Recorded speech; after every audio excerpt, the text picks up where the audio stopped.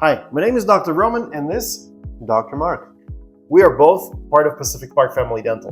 And today we wanted to have a brief discussion about cosmetic dentistry. What this is, how does it impact lives, and why do you need it or why do you want it?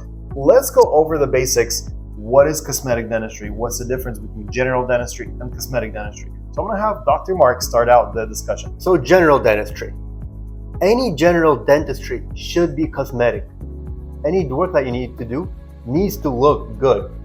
So they're very identical, very similar, let's say.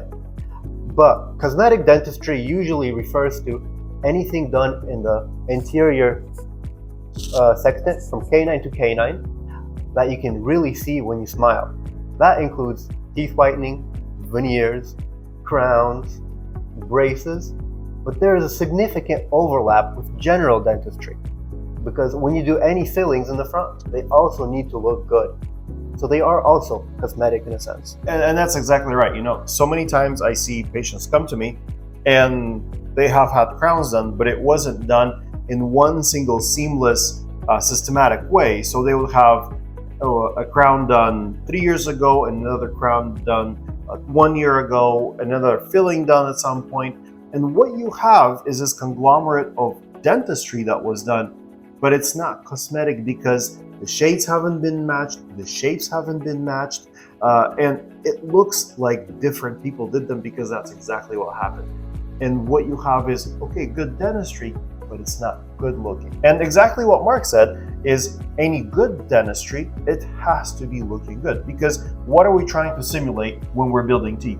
You want to simulate a natural smile. Exactly. So, I mean, anything that is God-given is the ultimate thing. And we are only trying to emulate that. And if this is not as perfect as we can make it, people will see. So basically, any dentistry that nobody can tell that was done is the best dentistry. When somebody opens their mouth, and let's say I smile, and you see like 5 different shades, what does that tell you about me? You weren't taking control over everything all at one point. You're trying to stretch yourself little by little, trying to economize. And instead of maintaining a good engine in your mouth, you kind of just swapped out part after part after part, and it's all piecemeal together. It's essentially a big patchwork project. And that's what we end up seeing sometimes when people come in, and you can see that sort of approach throughout the years. So what we tell our patients, hey, when we start doing dentistry, we approach it, yes, from functional point of view, but also from cosmetic point of view. We want our work first to function well and serve you for the next 20, 30, 40, 50 years. And also, we want it to look natural, something that you might have been born with. And when that is accomplished, it's a big win for us, it's a big win for you, and nobody knows you did anything because it looks great. We're gonna go through a few different modalities on what it is to approach dentistry from a cosmetic point of view. Let's talk about different scenarios of how we can approach dentistry cosmetically. So, Mark, let's say a patient comes over and they smile, they have almost a perfect smile. Everything's in line, it's the same color, they never have had a filling on their front teeth. How do you approach that situation cosmetically? You look at it, it's perfect. What do you tell the patient? At that point, we have to sit down with the patient and say, what do you really look forward to or envision with your teeth? Do they want them wider? Do they want them a little longer? If there's tiny gaps, do they want these gaps closed? So from a health point of view, if everything's perfect when I look at the patient, we go ahead and start discussing things that they don't like about their smile and start attacking those. And that's exactly how it is. Sometimes patients come to us and we dentists look at it and we're like, oh my goodness, this is amazing. There's nothing to do. And the patient may not be fully satisfied because there's a gap here, or maybe I want this tooth a little bit wider. Those separate things can be addressed. However, if you're coming to us and we're approaching everything aesthetically from a dental health point of view and you're doing great, we're just going to tell you that honestly because first of all, it needs to be healthy. Second of all, it needs to look natural. And we're not here to sell you veneers. We just want you to look beautiful. And if your smile is beautiful, thumbs up. We may do a little whitening here and there, but no more. But let's say in a different scenario, somebody comes and you see 5 teeth on the top row, and all of those teeth are kind of loosey-goosey. At that point, if the patient asks you about having a beautiful smile, what is the discussion that we're having now? First we look at the structure of the teeth. If they can't be saved, we're looking at implants. We're looking how to recreate natural tooth structure, a natural form factor with implants. And usually that's, a huge undertaking for implants, and we're doing a whole arch of teeth. For those of you who are watching and paying attention, you notice that this far in the discussion, we haven't mentioned crowns or veneers, but yet we're talking about aesthetic, beautiful cosmetic dentistry. Why is that? When you're approaching dentistry from a cosmetic point of view, it's not necessarily that you're going to be doing only veneers or only crowns or only whitening or whatever it is that cosmetic dentists do. You're approaching things from a natural, beautiful standpoint, and whatever that need is, you're working to make the patient whole with any sort of treatment that is needed at that particular situation. As far as approach goes, there's so many different things that we can do cosmetically and get your smile looking perfect. As far as crowns and veneers are concerned, what do you think about those? They were great. I mean, we could customize them shape-wise. If you'd like longer teeth, we can make longer teeth. If you like them wider, we can make them wider.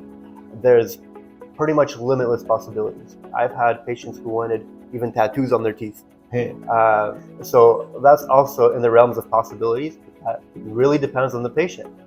And if there is enough tooth structure to support these procedures, by all means, go ahead. They will look good and they will work really well. Okay. Now that we've mentioned, let's say, veneers and crowns, this is kind of a buzzword in dentistry.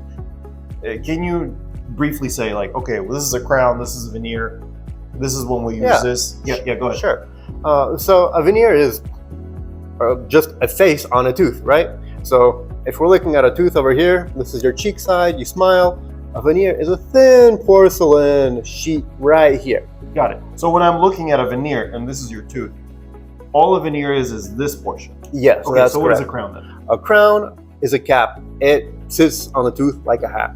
So if this is a crown and I'm seeing it, I'm seeing the front portion, but not the back portion, even though it exists. Correct. On veneer, it doesn't exist. Correct. Only the front portion exists. Correct. Right. So would it make a veneer a little weaker than the crown? Technically, yes. So we look at the structure of a tooth. If the structure of the tooth is compromised and it can't support a veneer, then we opt for a crown. However, if the tooth is healthy, there is no need to cut away, all 360 degrees around to put a crown on. Sure. A veneer can bond to the surface of that tooth. Mm-hmm. And we have studies, veneers can last for 25 years and more with the proper care. Nice. I've heard or I've seen cases in my practice where, like, I do a couple of veneers and they're doing great, but one veneer keeps like popping off because the bite is just edge to edge.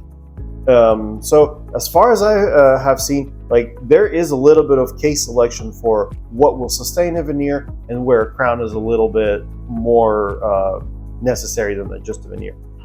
Of course, yeah. If the patient is biting just edge to edge, there is a chance of that bottom tooth hitting the top tooth veneer just perfectly, and it keeps flipping up. At that point, after it has popped off, let's make the decision and go ahead and move with a crown. Make sure the situation doesn't happen to the patient, and they could live outside of the dental clinic. Sure. Yeah. And the beautiful part is that nobody will know the difference between a crown and a veneer when it's replaced like that. So case in point, I had a patient, we did 4 veneers, and then one veneer just refused to play ball. We cemented it with one type of cement, then we bonded it, and the patient was in my clinic every single week trying to rebond this veneer. So at one point I was like, okay, lady, I'm not going to torture you anymore. We're going to do exactly the same shape, color of this tooth, but we're going to convert it into the crown. Once we did that, her problems vanished. Now she's enjoying her life. And again, this goes back to doing everything with one provider, with one lab. Yes. Because the lab has seen these veneers, they've made them before, they know how the colors change from the top of the tooth to the gingival to the gum area.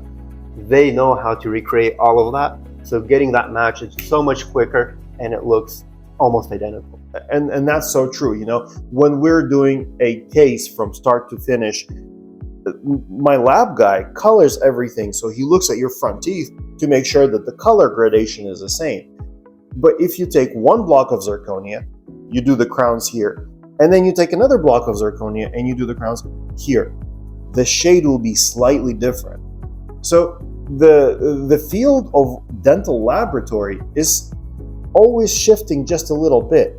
But if you don't do all your work in one single batch, people will know that it wasn't done seamlessly. And then you can start seeing the dental work in the mouth, which we're trying to avoid in cosmetic dentistry. Let's move on to the last section of our talk here. Why is it awesome to do cosmetic dentistry at Pacific Park Family Dental? So you have seen, you've been with us for a little bit, you have seen what we can do. Tell me your impressions and your ideas of why you would do your veneers or crowns or whatever it is you're doing here at Pacific Park Family Dental.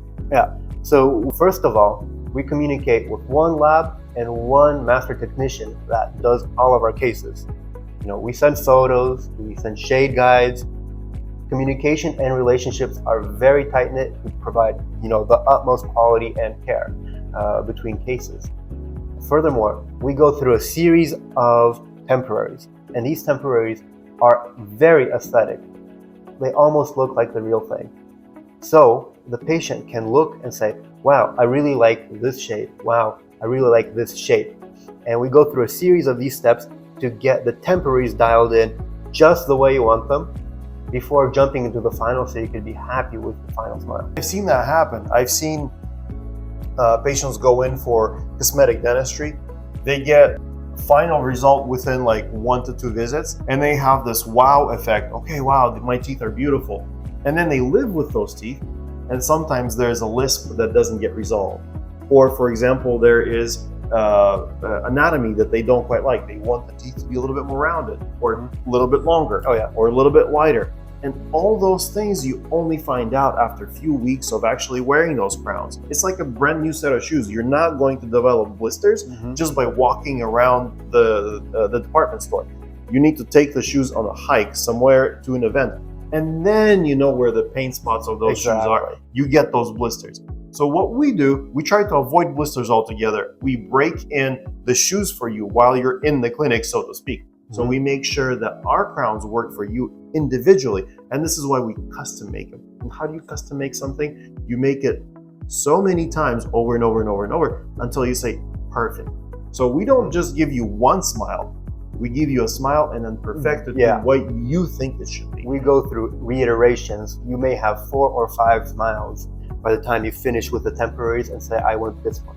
Yeah, and I have had patients, we even do 2 crowns on the front, and I tell patients, okay, it may take 5 or 6 visits, and nobody believes me.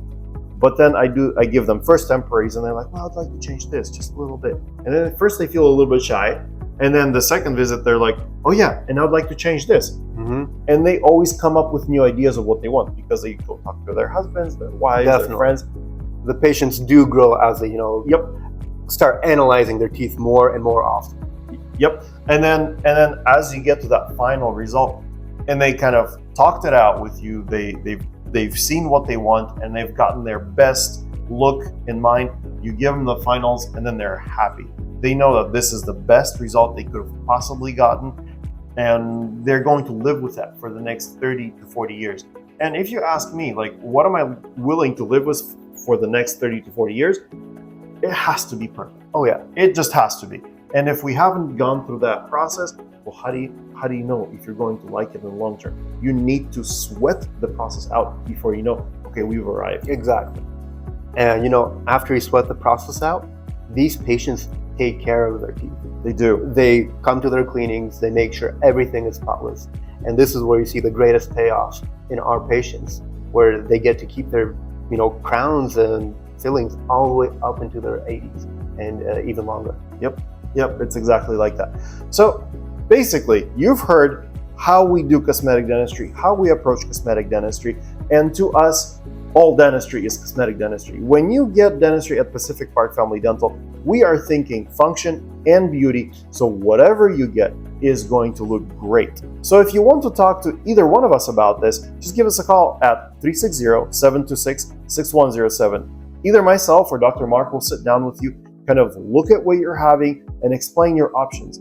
And you know that we're not trying to sell you a veneer if you have a great smile. We'll just tell you have a great smile. If you want some crest strips for whitening, we'll get them at Costco. You don't need to give anything to us. But if you need something and you need us to get involved, you know you're gonna get world-class service. And that's a promise.